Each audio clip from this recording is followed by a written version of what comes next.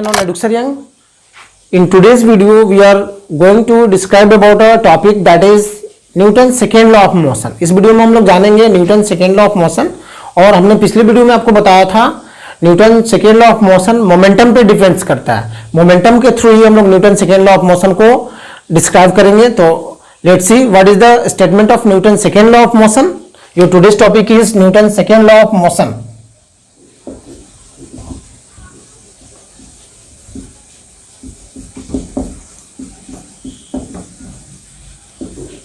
Okay, तो Newton second law of motion क्या कहता है, ये बताता है according to Newton second law of motion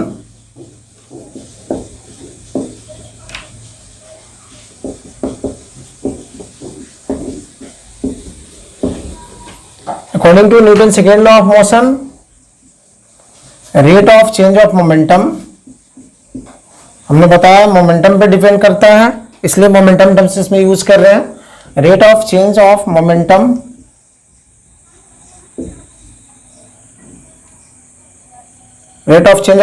of a body, rate of change in momentum of a body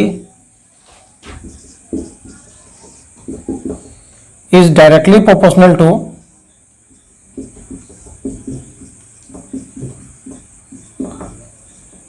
क्या बताया आपने, rate of change in momentum of a body is directly proportional to unbalance force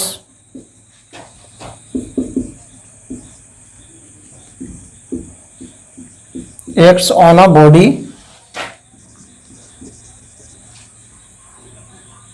and direction of momentum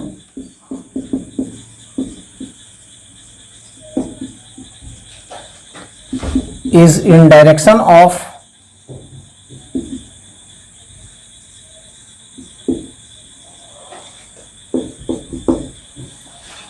force on body।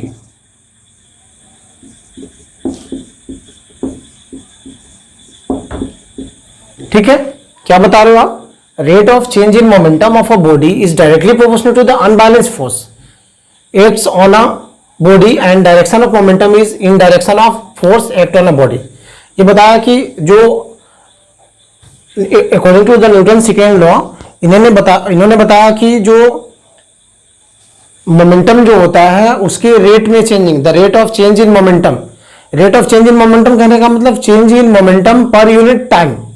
जहां पे भी rate की बात करें, हमने पीछे डिफाइन किया है एक्सेलरेशन, तो rate of change in velocity की बात आपने किया है, तो वेलोसिटी पर यूनिट टाइम उसको हम लोग कहते हैं rate of change in velocity.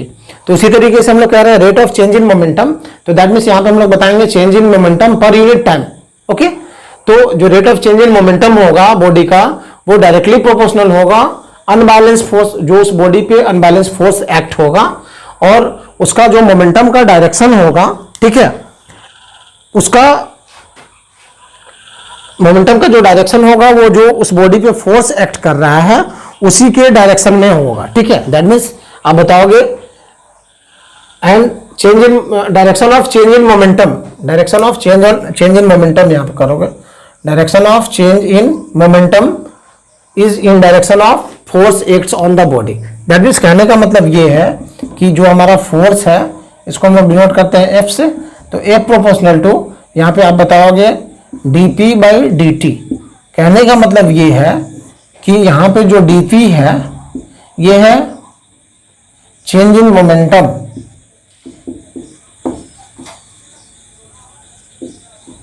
Change in momentum, dt जो है चेंज इन टाइम हो गया, चेंज इन टाइम। ठीक है, तो change in momentum, change in time, इसका जो ये होगा उस पर ये डायरेक्टली प्रोपोर्शनल होगा फोर्स। क्लियर है। अब इसका हम लोग मैथमेटिकल ये देखेंगे, फॉर्मुलेशन देखेंगे सेकेंड लॉ ऑफ मोशन का। ठीक है, मैथमेटिकली इसको हम लोग देख लेते हैं क्या होता है।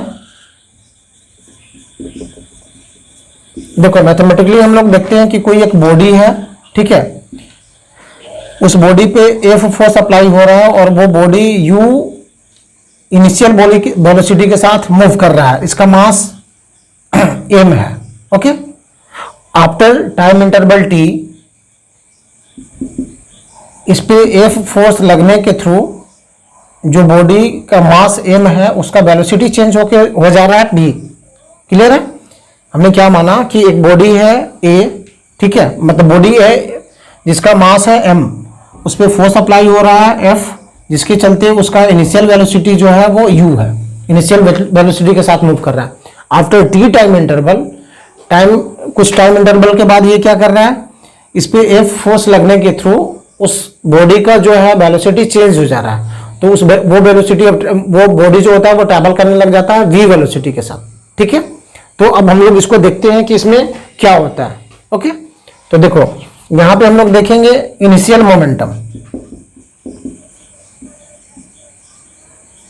इनिशियल मोमेंटम यानी इसकी हम लोग बात कर रहे हैं। ठीक है, तो इनिशियल मोमेंटम इक्वल टू क्या हो जाएगा, मोमेंटम इक्वल टू पीछे आपने डिफाइन किया है product of mass and velocity, तो mass of initial velocity, mass and initial velocity को मल्टीप्लाई करोगे तो इनिशियल मोमेंटम आ गया।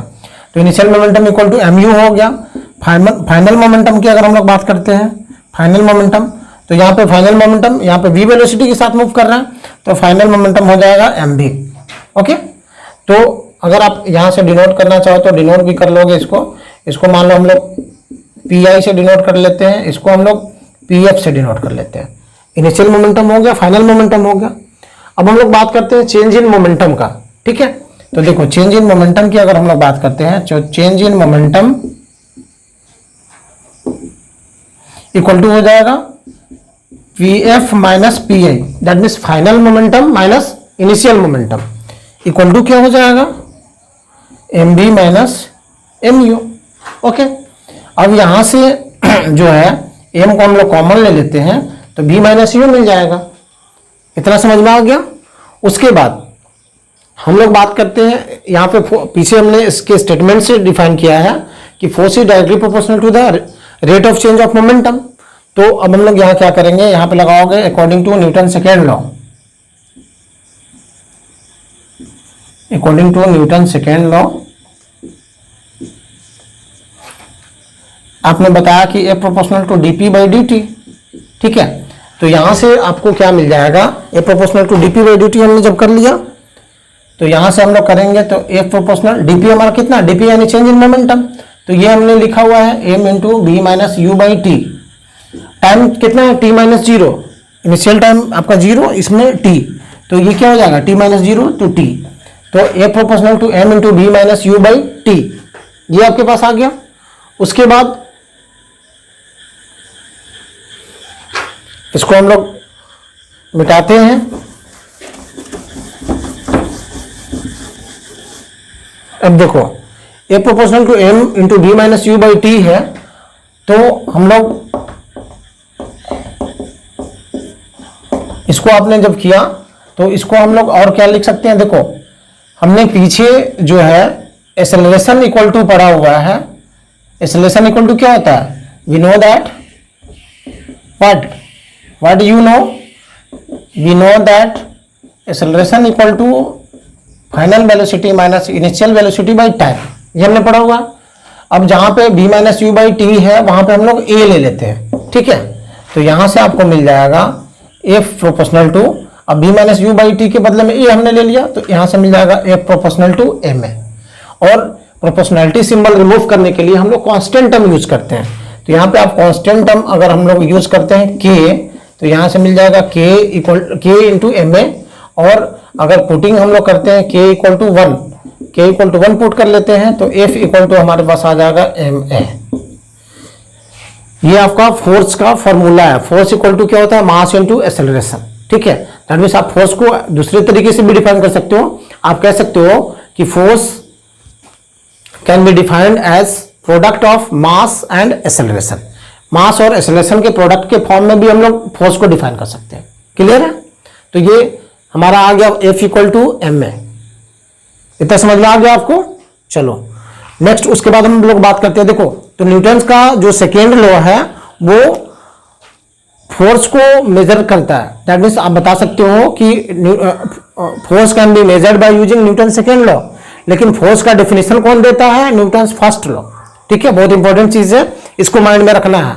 न्यूटन का डेफिनेशन, मतलब जो फोर्स का डेफिनेशन आता है वो that comes from the Newton's first law, लेकिन मेजरमेंट ऑफ फोर्स जो होता है that is coming from the second law. ठीक है, तो दैट मीन्स आप कह सकते हो force can be measured by using Newton second law और definition of force can be given by using Newton's first law. Okay, चलो इसको हम लोग रफ करते हैं। उसके बाद हम लोग यहां पे कुछ बात करने वाले हैं।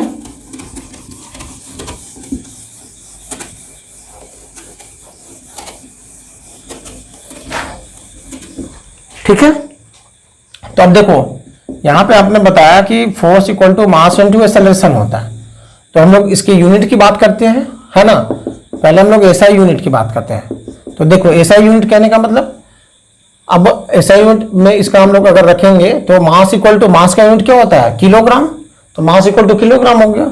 एक्सेलरेशन का यूनिट आपने पीछे पढ़ा हुआ है, इसको हम लोग कहते हैं मीटर पर सेकेंड स्क्वायर। तो दैट मीन्स इसका जो यूनिट हो गया kilogram metre per second square, और इसी को हम लोग कहते हैं न्यूटन। क्या कहते हैं, न्यूटन। इन से हम लोग डिनोट करते हैं, पढ़ते हैं Newton.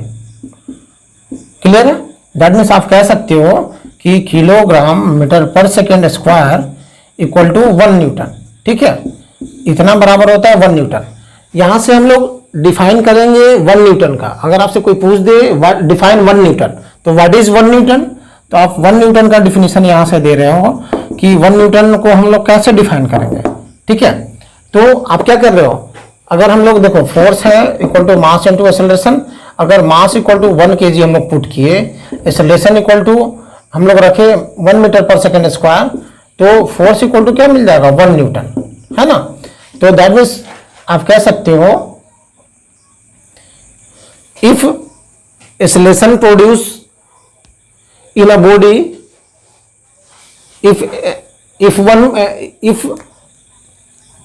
1 meter per second square acceleration produced in a body of mass 1 kilogram, then force is said to be 1 newton. ठीक है, या that means तुम इसको दूसरे तरीके से भी कह सकते हो, if a force, है ना, produce acceleration of 1 meter per second square in a body of 1 kilogram, then that force is known as 1 newton. ठीक है, तो आप बता सकते हो if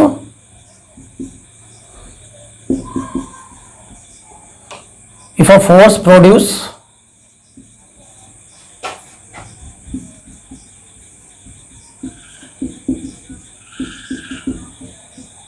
acceleration of 1 metre per second square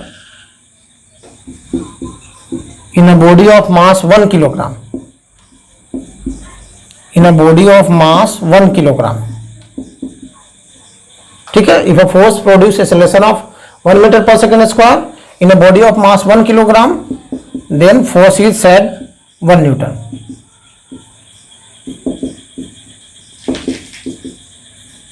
force को हम लोग बोलेंगे 1 न्यूटन। ठीक है, तो दैट मीन्स अगर किसी 1 किलोग्राम की बॉडी में अगर 1 मीटर पर सेकेंड स्क्वायर का एक्सेलरेशन प्रोड्यूस हो रहा है, तो उस फोर्स को हम लोग बोलेंगे 1 न्यूटन। क्लियर है, चलो तो ये 1 न्यूटन का डिफिनेशन आपने दिया। अब हम लोग बात करना चाहते हैं इसके सीजीएस यूनिट पे। ठीक है, तो आप देखो इसका CGS unit,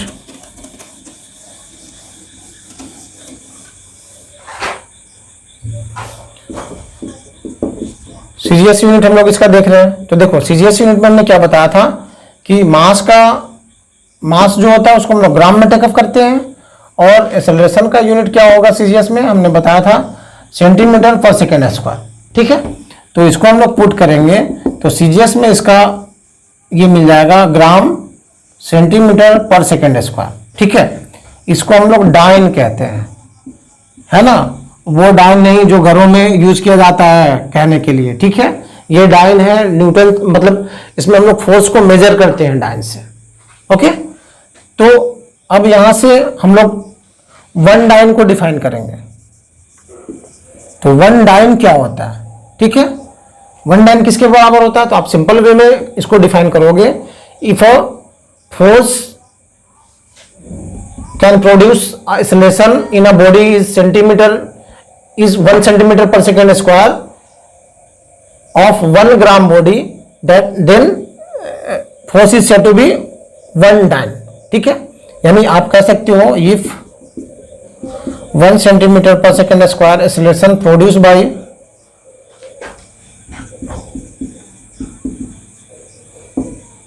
acceleration produced in a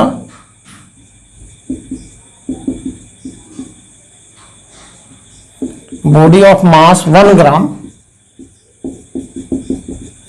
If 1 centimeter per second square acceleration produced in a body of mass 1 gram, ठीक है, then force is said to be 1 dyne.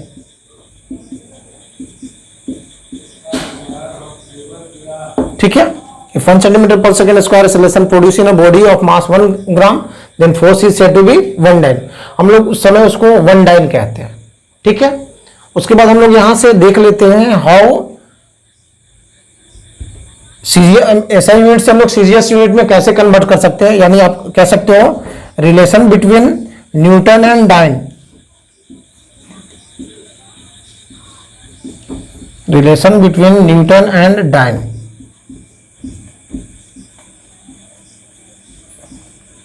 Newton और डाइन में क्या रिलेशन है ये हम लोग देख रहे हैं. तो देखो 1 न्यूटन इक्वल टू हो गया आपके पास kilogram metre per second square. इतना मिल गया आपको. अब आपको इसको सीजीएस में चेंज करना है. तो सीजीएस में चेंज करना है तो इसको आप ग्राम में चेंज करोगे. तो 1 किलोग्राम इक्वल टू 1000 ग्राम और 1 मीटर इक्वल टू आप करोगे 100 मीटर.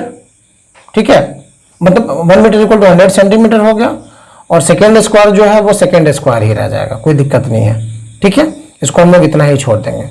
तो अब हम लोग इसको करोगे या मल्टीप्लाई के फॉर्म में भी सेकेंड का पावर -2 लिख सकते हो. चलो इसको अब हम लोग करते हैं. तो देखो 10 टू पावर 3 यहाँ से 10 इंटू 10 इंटू 10 3 टाइम्स मल्टीप्लाई होके यहाँ से 10 टू पावर 2. तो 10 टू पावर 3 और 10 टू पावर 2 कितना हो गया 10 टू पावर 5. क्या चीज़ gram centimetre per second square. और इसको हम लोग क्या कहते हैं भाई, इसको हम लोग कहते हैं डाइन. ठीक है, तो डाइन मीन्स कहने का मतलब है कि अब आपको यहाँ से क्या मिल गया 1 Newton equal to 10 to power 5 dine.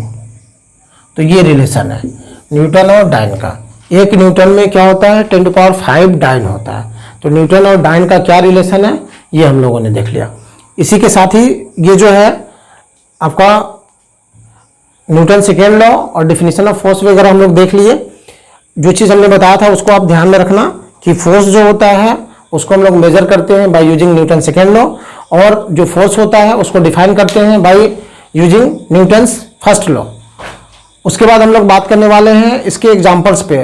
कुछ एप्लीकेशंस हैं जो न्यूटन सेकेंड लॉ पे डिपेंड्स हैं, वो हम लोग बात करने वाले हैं. ओके, तो देखो इसके